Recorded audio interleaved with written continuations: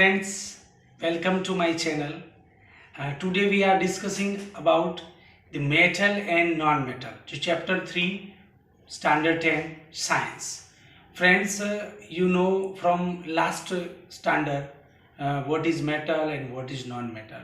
But today we are discussing about only for MCQ from chapter 3, which MCQs are important for chapter 3 and how many weightage of chapter 3 and how many big questions are asked from and how many small MCQ type, objective type questions are asked from chapter 3. So let's discuss about the chapter 3 metal and non-metal. So let's discuss about the chapter 3 metal and non-metal.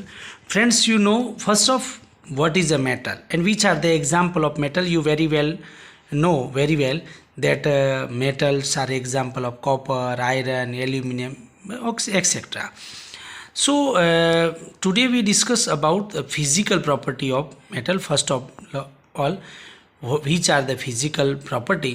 तो first physical property of metallic lustre means का क्या होता है कि metal वो shining होते हैं. उसकी प्रॉपर्टी क्या है कि मेटल की वो शाइनिंग सरफेस होती है उसकी, इसलिए उसको लस्टर प्रॉपर्टी बोलते हैं. अब उसके बाद जो सेकंड प्रॉपर्टी है उसकी मेलेबिलिटी. मेलेबिलिटी का मतलब होता है कि मेटल है वो beaten into a thin sheet, मतलब एक ऐसा लोहे का रोड होता है ना, उसको हम बीटन करके ऐसी सीट बना सकते हैं, तो वो उसकी मिलेबिलिटी होती है. अब उसके बाद डक्टिलिटी का मतलब होता है उसको हम एक तार बना सकते हैं, पतला तार, मेटल को खींच के उसको एक अच्छा पतला सा तार बना सकते हैं. तो फ्रेंड ये चीज़ तुम्हारे लिए एक न्यू है कि हमको पता है कि 1 ग्राम गोल्ड होता है ना, ओनली सिंगल ग्राम. 1 ग्राम का मतलब बहुत ही कम यूँ कहते हैं, और उसकी डक्टिलिटी सबसे ज़्यादा होती है गोल्ड की. 1 ग्राम में से 2 किलोमीटर लंबा वायर बनता है ना. It long from 1 gram gold we make 2 kilometer long wire. So it is a wondrous thing. So friends, now we discuss only for MCQ from chapter 3. Which MCQs are important according to physical and chemical properties of metal. First of chemical properties of metal and physical, first take in MCQ. Suppose if you ask which are the example of good conduct of heat, which metal, यहाँ हम पूछ सकते हैं तुमको कि which metal are good conductor of heat. देखो कौन सा मेटल है वो जल्दी गर्मी में गर्म हो जाता है, तो तुमको पता है सिल्वर और कॉपर. देखो friends, you note down in your notebook कि which metals are good conductor of heat. तो सिल्वर एंड कॉपर है वो गुड कंडक्टर ऑफ हीट है. मीन्स अब सेकंड क्वेश्चन है which metals are bad conductor of heat. तो ये lead है, मतलब हम गुजराती में उसको शीशु बोलते हैं, और मर्क्यूरी जो हमारा पारा होता है थर्मोमीटर के अंदर, ये क्या होते हैं कि ये बैड कंडक्टर है, जल्दी से गर्म होता नहीं है. हमको पता है कि डॉक्टर हमारा जो बॉडी का टेम्परेचर मेज़र करता है ना, तो it take some time to expand, होता है कि उसको थोड़ा समय लेता है, धीमे धीमे वो गर्म होता है, बराबर. अब देखो प्रॉपर्टीज़ ऑफ नॉन मेटल की बात करते हैं. ये तो फिजिकल प्रॉपर्टी ऑफ मेटल की बात की हमने. अब देखो फिजिकल प्रॉपर्टीज़ है नॉन मेटल की.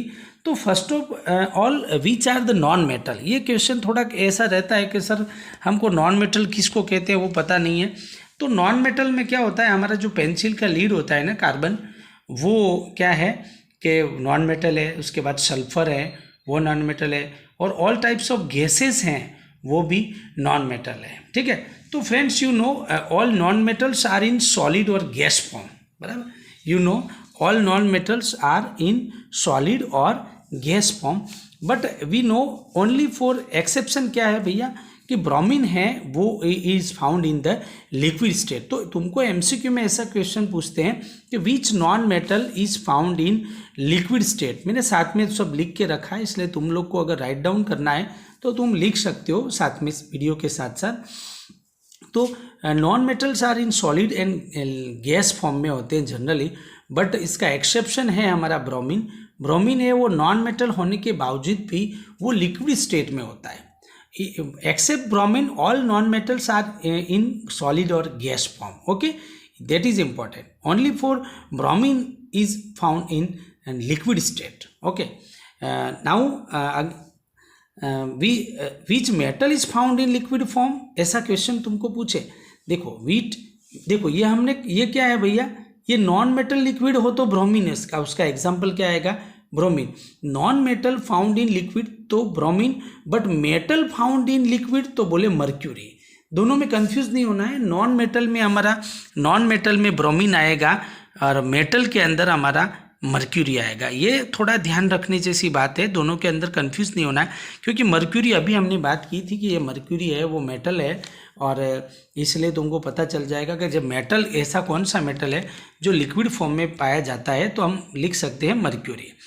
अब मेटल है वे high melting point, you know, तुमको पता है कि मेटल को जल्दी से वो मेल्ट होता नहीं है, उसका हाई मेल्टिंग पॉइंट होता है, but friends it is wondrous thing. ये देखो ये चीज़ बहुत ही आश्चर्य की बात है कि ये गैलियम और सीजियम जो ऐसे मेटल है वो बहुत ही लो मेल्टिंग पॉइंट है। It melt when you kept in your palm, तुम अपनी हथेली में ऐसे रख के लोगे नहीं, यूँ थोड़ी देर बंद करोगे तो ये मेल्ट हो जाते हैं। तो तुमको पूछेंगे कि which metal has low melting point, अथवा ऐसा एमसीक्यू में पूछेंगे कि which one has which metal has a low melting point, तो गैलियम या सीजियम दोनों में से एक आएगा। ये थोड़ी हमको याद रखने जैसी बात है भैया, क्योंकि ये मेटल ऐसे हैं कि जो हमारे हाथ में लेने पे भी मेल्ट हो जाते हैं, गैलियम और सीजियम।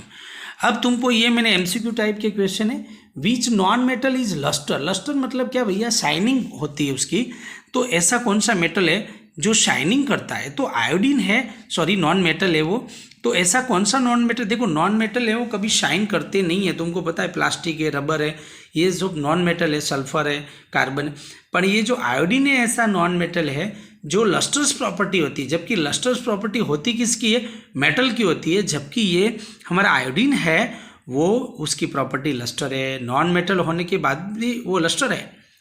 तो उसके बाद नेक्स्ट क्वेश्चन में ऐसा आता है कि हमको पता है कि all non metals are in soft होते हैं, बराबर, इतने कोई हार्ड होते नहीं है, बट ये है हमारा diamond. Diamond is the allotropes of carbon. उनको पता है कि डायमंड है वो कार्बन का एलोट्रॉप्स है, और एक कार्बन जिसको हम बोलेंगे कि भाई वो पेंसिल की लीड होती है ना, वो कितनी सॉफ्ट होती है, टूट जाती है, जिसको हम ग्रेफाइट बोलते हैं। तो ग्रेफाइट है, फुलरिन है, और ये जो डायमंड है कार्बन का, वो डायमंड है वो हार्डेस्ट इन नेचर। देखो नॉन मेटल होने के बाद भी नेचर के अंदर सबसे हार्डेस्ट नॉन मेटल है। देखो ये नॉन मेटल का एक्सेप्शन है वो, तो डायमंड है। अब उसके बाद हमको पता है कि all metals are in soft होते हैं, देखो सॉरी हार्ड होते हैं। ऑल मेटल्स आर इन बहुत ही हार्ड होते हैं, बट सॉफ्ट मेटल होते हैं क्या कभी, जिसको हम वी कट फ्रॉम नाइफ, चप्पू से उसको हम काट सकते हैं, ऐसे कोई मेटल है? हाँ, तो ये है हमारा लिथियम, सोडियम और पोटेशियम। ये ऐसे मेटल हैं जो बहुत ही सॉफ्ट होते हैं। तो फ्रेंड्स ये जो हमने बात की इसकी मेटल और नॉन मेटल की फिजिकल प्रॉपर्टी, जो हमको दिखने में कैसे हैं, उसका मेल्टिंग पॉइंट कैसा है, कितने सॉफ्ट हैं, कितने हार्ड हैं, कौन लिक्विड फॉर्म में होता है, कौन सॉलिड फॉर्म में होता है, इसकी हमने बात की। अब now friend we discuss about the chemical properties of metal. देखो भैया कि केमिकल प्रॉपर्टी क्या है मेटल की। What happen when metal react, metal burn in air.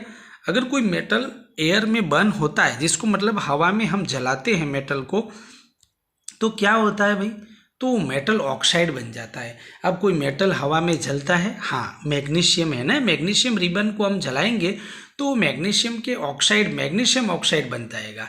अब friends you know very well कि metal oxide are in basic nature, you know, when if we burn magnesium ribbon in the presence of oxygen, so it form magnesium oxide, and magnesium oxide is the basic nature, okay. Suppose you know in reaction copper है, copper को हम oxygen में गर्म हाजिरी में गर्म करेंगे तो वो क्या हो जाएगा भैया कि मेटल कॉपर है उसके ऊपर ब्लैक ब्लैक लेयर जम जाता है और ये है कॉपर ऑक्साइड का लेयर है, बराबर। अब देखो कुछ मेटल हमको पता है कि मेटल का जो नेचर है मेटल ऑक्साइड वो बेसिक नेचर होते हैं, कुछ मेटल ऑक्साइड होते हैं वो एसिडिक नेचर भी होते हैं, बट कुछ मेटल ऑक्साइड ऐसे होते हैं जो एसिडिक भी होते हैं एज वेल एज बेसिक भी होते हैं। मीन्स कि उसको हम एम्फोटेरिक ऑक्साइड बोलते हैं। बहुत ही इंपॉर्टेंट एमसीक्यू है, विच इज अथवा which are the example of amphoteric oxide, ऐसा भी पूछ सकते हैं और एमसीक्यू में भी पूछ सकते हैं कि which is the example of amphoteric oxide. तो भैया ये जिंक ऑक्साइड है ना, जिंक जब ऑक्सीजन के साथ रिएक्शन करती है तो जिंक ऑक्साइड और एल्यूमिनियम ऑक्साइड ये दो ऐसे ऑक्साइड हैं कि जो एम्फोटेरिक ऑक्साइड है। एम्फोटेरिक का मतलब यही होता है कि this means oxide show both acidic as well as basic behaviour. मतलब वो क्या होते हैं, तुमको एसिडिक के साथ एसिडिक बिहेवियर में मतलब लिटमस का टेस्ट करते हैं हम अपन दोनों, ब्लू लिटमस और रेड लिटमस दोनों की टेस्ट करेंगे तो दोनों के साथ कलर हमको चेंजेस देते हैं। तो वो क्या होता है उसका बेसिक बिहेवियर है कि वो दोनों बहुत एसिडिक और बेसिक दोनों बिहेवियर शो करते हैं। अब देखो most metal oxide insoluble in water, देखो मेटल के ऑक्साइड हैं कि वो पानी में डिजोल्व होते नहीं हैं, बराबर। तो तुमको एमसीक्यू में देखो अभी मैग्नीशियम रिबन को हम पानी वो जलाएंगे ना भैया, वो बर्न होगी, उसके बाद उसकी राख बन जाती है, उस राख को हम पानी में डिजोल्व करेंगे तो वो डिजोल्व नहीं होती है, बराबर। इसलिए ऐसा नहीं है कि सभी मेटल ऑक्साइड पानी के अंदर डिजोल्व हो, लेकिन कुछ मेटल ऑक्साइड डिजोल्व होते हैं। तो वो तुमको एमसीक्यू में ऐसा पूछेंगे कि which metal oxide dissolve in water to form alkali. और देखो मेटल ऑक्साइड होते हैं वो वाटर में डिजोल्व होने के बाद क्या फॉर्म करते हैं, अल्कली। तो sodium oxide and potassium oxide are the metal oxide even which dissolve in water and to form alkalis. Okay, तो तुमको याद रखना है भाई सोडियम ऑक्साइड पोटेशियम ऑक्साइड। और you know when sodium piece is thrown in water और throw in the sink, अब हम उसको पानी के अंदर डालते हैं तो क्या होता है, ब्लास्ट होता है, एक्सप्लोइटेड होता है। और उसमें क्यों होता है, क्योंकि ड्यूरिंग द सोडियम जब वाटर के साथ रिएक्शन करता है तो हाइड्रोजन गैस प्रोड्यूस होती है और इतनी ज़्यादा हो जाती है कि वो कैच फायर, आग पकड़ लेती है। इसलिए the potassium sodium metal is kept in kerosene.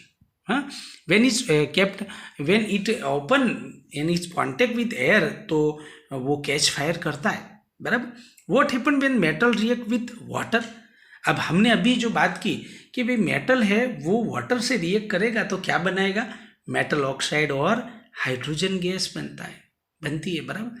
पर ऐसा नहीं होता है कि सभी मेटल वाटर से रिएक्शन करते हैं, ऐसा कभी होता नहीं है। कुछ मेटल ऐसे होते हैं जो कोल्ड वाटर से रिएक्शन करते हैं, कुछ हॉट वाटर से करते हैं, तो कुछ होते हैं वो वाटर की स्टीम होती है उसके साथ रिएक्शन करते हैं। तो लेट्स डिस्कस। हाँ, तो देखो भैया विच metal react with cold metal, which metal with react with cold water है ना, ये कोल्ड वाटर के साथ कौन रिएक्शन करता है, तो ये सोडियम और पोटेशियम। जब भी अभी मैंने तुमको बात की कि भाई सोडियम है वो कोल्ड वाटर के साथ रिएक्शन करता है, मीन्स का ठंडे पानी में अगर सोडियम पीस को हम डालेंगे तो बहुत ज़्यादा मात्रा में हाइड्रोजन गैस प्रोड्यूस होती है और वो फायर को कैच कर लेती है। दूसरा क्या है कि which metal react with hot water, देखो कौन सा मेटल है वो हॉट वाटर के साथ रिएक्शन करता है, तो मैग्नीशियम है वो गर्म पानी के साथ ही रिएक्शन करता है, ठीक है। ये मेटल ऐसी है कि जो गर्म पानी से रिएक्शन करती है, तो magnesium. Which metal react with steam, मतलब ओनली फॉर वेपर, पानी की जो बाष्प होती है उसके साथ रिएक्शन करती है, एल्यूमिनियम, आयरन और जिंक। ये तीन मेटल ऐसी हैं, ये धातु ऐसी है कि जो स्टीम के साथ रिएक्शन करती है। फ्रेंड्स इट इज़ इम्पॉर्टेंट क्योंकि एमसीक्यू में पूछते हैं कि भाई कोल्ड वाटर से कौन रिएक्शन करता है, हॉट वाटर से कौन करता है, स्टीम से कौन रिएक्शन करता है। अब हमारा लास्ट 4 क्वेश्चन है ना, वो बहुत ही इंपॉर्टेंट है। अब इसमें क्या है कि which metal do not react with water at all, कभी भी किसी भी कंडीशन में पानी के साथ रिएक्शन नहीं शो करते, वो as well as a cold water, hot water, in steam, मतलब do not react with all. किसी के साथ भी नहीं करती है। वो हमारे लीड है, कॉपर है, सिल्वर और गोल्ड। ये ऐसे मेटल हैं कि जो किसी के साथ रिएक्शन करते नहीं हैं। तो अभी हमने इतनी चीज़ देखी फ्रेंड्स। अभी हम आगे देखते हैं कि अगर क्या मेटल को हम रिएक्ट कराएंगे पानी से तो हमने देखा। अब हम एसिड से रिएक्शन कराएंगे तो क्या होगा। ये बहुत ही इंपॉर्टेंट क्वेश्चन है कि जब मेटल रिएक्ट विथ एसिड तो कौन सा गैस प्रोड्यूस होता है, hydrogen gas. Which gas is evolve when acid react with metal.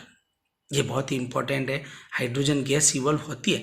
पर फ्रेंड्स यू नो कि डाइल्यूट HCl में रिएक्शन होती है, सभी मेटल के साथ नहीं। देखो ट्रू और फॉल्स में ऐसे पूछते हैं कि all metal react with all acid, देखना हो ऐसा पूछते हैं कि metal react with all acid give hydrogen gas, तो फॉल्स आएगा।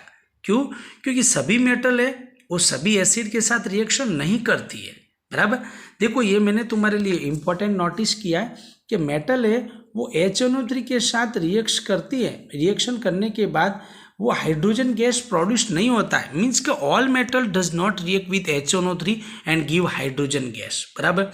तो हमारा स्टेटमेंट ट्रू है। लेकिन ऐसा पूछे कि all metal react with HNO3 and give H2 gas, तो हमारा स्टेटमेंट रॉन्ग है, क्योंकि सभी मेटल नहीं करती है। ओनली फॉर मैग्नीशियम और मैंगनीज, मैग्नीशियम और मैंगनीज दोनों की राशि एक है, वो दोनों हैं वो HNO3 के साथ नाइट्रिक एसिड के साथ रिएक्शन करती है और गिव हाइड्रोजन गैस। तो फ्रेंड इसके अलावा जो मेटल है वो क्यों नहीं HNO3 के साथ रिएक्शन करती है, तो क्योंकि पता है तुमको कि HNO3 है वो खुद इतना ऑक्सीडाइजिंग एजेंट है कि ये खुद का ऑक्सीडाइजिंग कर देता है और हाइड्रोजन इसलिए इसमें प्रोड्यूस हो पाती नहीं है, ठीक है। तो ये मैंगनीज और Mn है, मैग्नीशियम और Mn मैंगनीज, ये दोनों के साथ HNO3 इतना रिएक्ट करती है। तो तुमको MCQ में पूछेंगे कि भाई which metal react with HNO3 and give H2 gas, तो your answer is magnesium and manganese, okay. तो friend we know that the copper does not react with HCl। देखो ये चीज़ तुमको बराबर ध्यान रखनी है, क्योंकि इसमें बहुत सारा कुछ दिया हुआ है। कोई मेटल एसिड से रिएक्ट करता है, कोई मेटल एसिड से रिएक्शन नहीं करती है, कोई HNO3 से नहीं करती है, कोई HNO3 से करती है। अब यहाँ पे जो बात आई है कि HCl एक ऐसा एसिड है कि जिसके साथ सारी मेटल रिएक्ट करती है, पर ऐसा नहीं है। एक्सेप्शन पे कॉपर है, कॉपर की एसिड HCl के साथ रिएक्शन नहीं होती है। इसलिए तुमको ट्रू फॉल्स में ऐसा पूछे कि भी all metal react with dilute HCl, तो no, false. All metal does not react with dilute HCl, okay.